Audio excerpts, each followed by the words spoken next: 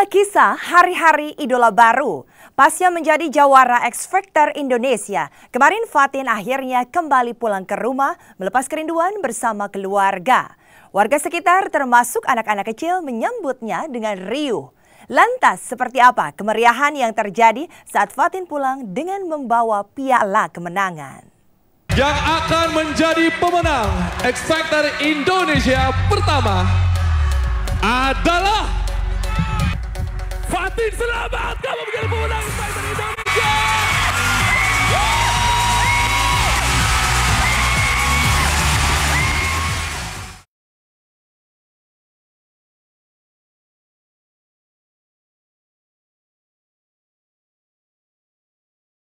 Akhir pekan ini menjadi sejarah baru bagi Fatin Sidqia Lubis. Ia berhasil menancapkan momentum baru dalam hidupnya. Memboyong pulang kemenangan dari malam Grand Final X Factor, mengungguli rival beratnya Novita Dewi. Menjadi idola baru, gadis berjilbab ini pun memasuki hari-hari barunya sebagai sang idola baru. Kembali ke rumah memboyong kemenangan setelah 6 bulan berjuang, gadis yang masih duduk di bangku SMU di Jakarta ini memuaskan dahaga kerinduan dengan orang tua dan kedua adik tercintanya. Tak kurang dari 6 bulan, Fatin meninggalkan orang-orang yang dicintainya demi bertarung di ajang kompetisi X Factor. Maka tak heran bila pasca menang X Factor dan membawa pulang kemenangan, ia menjadi kebanggaan keluarga. Sang ayah bersama keluarga besarnya di Jakarta berencana menggelar syukuran atas kemenangan Fatin. Rasanya senang banget, kayak bersyukur banget, kayak sebelumnya nggak pernah nyangka sampai juara gitu kan. Terus bayangin aja kayak pertamanya aku ngikut bener-bener kepo yang pas di antrian yang kayak nggak bawa baju ganti. Halo. Hai.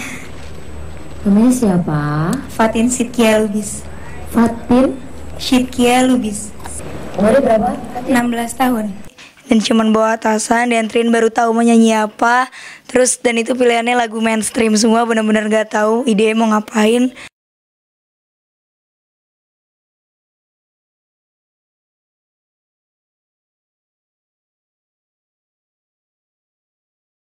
Terus tatonya lolos sampai sekarang, ketemu orang-orang yang suaranya gokil-gokil banget, yang one of a kind banget di Indonesia ini, kayak wow, pengalaman yang keren banget sih. Aku tuh nggak begitu kayak harus menang, nggak gitu. Jadi aku kayak nyampe 13 besar aja, banyak orang yang pengen kesempatan itu, cuma nggak semuanya dapat. Jadi aku udah yang ya inilah yang dikasih sama Allah, udah yang terbaik banget sih. Kak Fatin yang tadinya agak lebih diem mungkin jadi lebih terbuka gitu sama temen-temen gitu. Ya rasanya pasti kangen ya. Sama kayak apa ya? Kayak merasa ada kehilangan gitu di keluarga ini, salah satu keluarga ini. Ya bangga, alhamdulillah senang udah masuk sampai sini. Ya nggak nyangka sama sekali, ya memang tahu dia nggak ada latar belakang sama sekali vokal. Ya alhamdulillah dia berjuang keras sampai kayak gini. Udah alhamdulillah banget, senang banget. Ada rencana kita kumpulkan semua sama-sama gitu ya. Bagaimanapun Fatin itu milik banyak orang, bukan hanya karena dia sekarang sudah seperti ini, tapi untuk keluarga pun. Saya aja sekarang yang agak membatasi. Saya lihat dia, waduh istirahat dulu anak saya. Tidak hanya melepas rindu dengan keluarga dan warga sekitar tempat tinggalnya, Fatin juga melepas kangen dengan salah satu sahabat yang dikenalnya ketika awal mendaftar di ajang X Factor. Sahabatnya tersebut datang membawa kado dari para fans Fatin yang tergabung di Fatinistik. Betapa bahagianya hati Fatin dihujani hadiah oleh penggemar. Dalam balutan kegembiraan bersama keluarga dan sahabat seperti inilah watak asli Fatin terlihat. Suka bicara apa adanya dan tak segan-segan mencandai teman dekat maupun adiknya sendiri.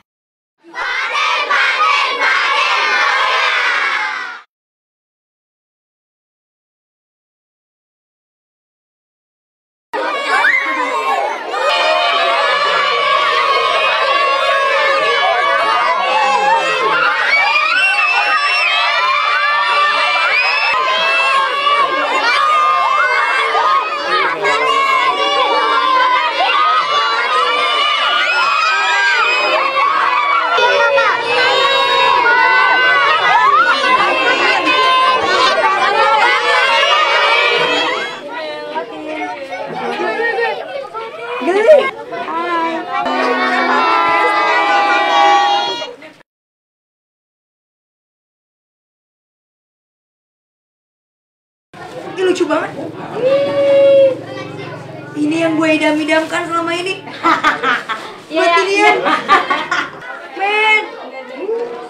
Apa tuh? Kapan gue pakai beginian, men? Pakai dari luar, coba. Oh iya. Oh iya. Well. Tin. Ah, gak pasti gua.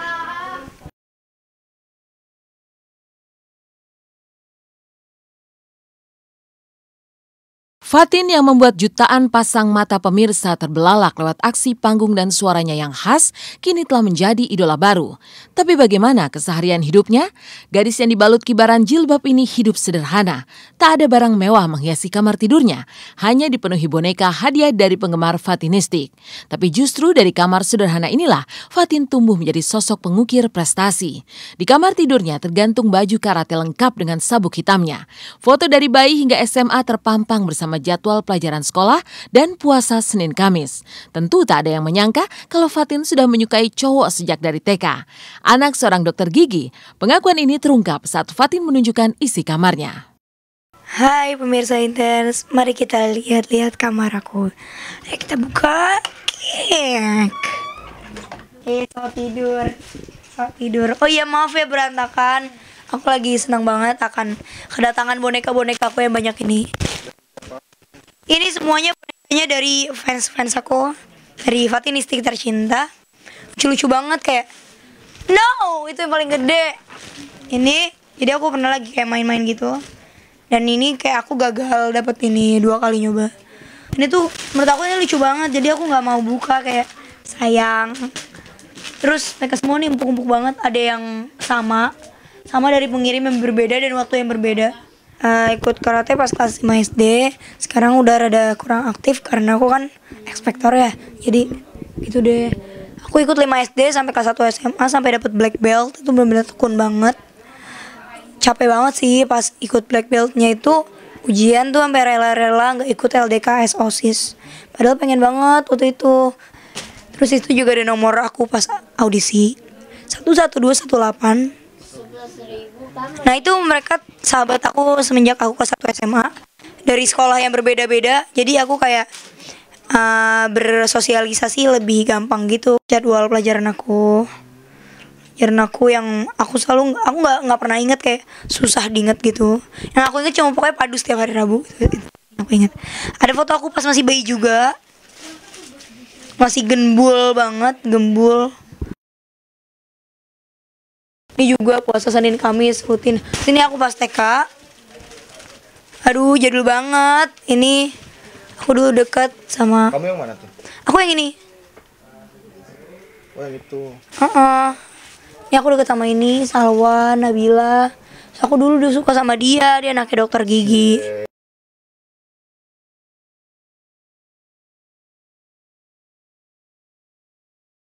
Ibarat sebuah kapal, Fatin sebagai idola baru belum jauh berlayar. Tapi di usia yang masih sangat muda, idola baru ini sudah mulai dihadapkan pada ujian. Di antara riuhnya tepukan dan pujian, datang juga cemoohan yang mengecilkan kehadirannya. Makin besar kapal, makin besar gelombang. Makin tinggi pohon, makin kencang tiupan angin. Awalnya Fatin sempat terpancing dan emosi. Tapi akhirnya menyadari setiap kemenangan ada resiko yang harus ditanggung. Aku jujur pertama kali sih agak panas ya ngeliatnya kayak gitu, agak yang salahku sama kamu tuh apa gitu. Tapi lama-lama kayak oke, aku nyadar kok bukannya sombong atau gimana, aku makin kesini makin banyak dikenal orang. Terus aku tahu orang artis-artis gede aja banyak hatersnya. Terus aku yakinin aja sekarang dari 1 juta fans ada 100.000 haters. Jadi aku kayak bawainnya slow selama ada fans bareng kita tuh kayak nggak usah pikirin lah haters kayak gitu. Haters itu cuman orang-orang iri yang waktunya terlalu banyak untuk menghina orang lain, jadi nggak usah dimasukin hati. Pro sama aku itu alhamdulillah banget, maksudnya itulah orang-orang tersayang yang harusnya selalu ada di samping aku terus, harus support aku terus. Orang-orang yang rasanya pengen main sama mereka terus seharian. Pokoknya asik banget sih orang-orang yang pro. Aku mau nyanyi dikit nih, tapi sorry banget ya kalau misalnya rada fals atau pitchy, soalnya suara aku lagi rada habis. You got me begging you for mercy. Why won't you release me? You got me begging you for mercy. Why won't you release me? I said you better release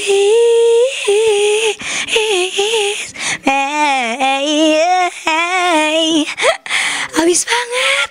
Makasih ya semuanya. Bye-bye. Bila Fatin memilih merayakan kemenangan di rumah bersama orang-orang yang dicintainya, Novita Dewi justru jalan-jalan ke mall untuk menghibur diri.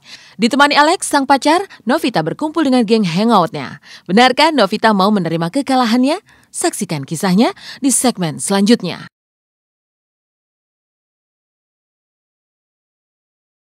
Jadi disinilah kita ingin melepaskan kepenatan.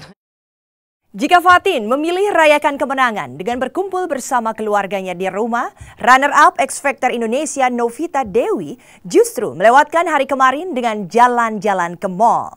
Berkumpul bersama teman-temannya, Novita sepertinya berusaha menghibur hatinya.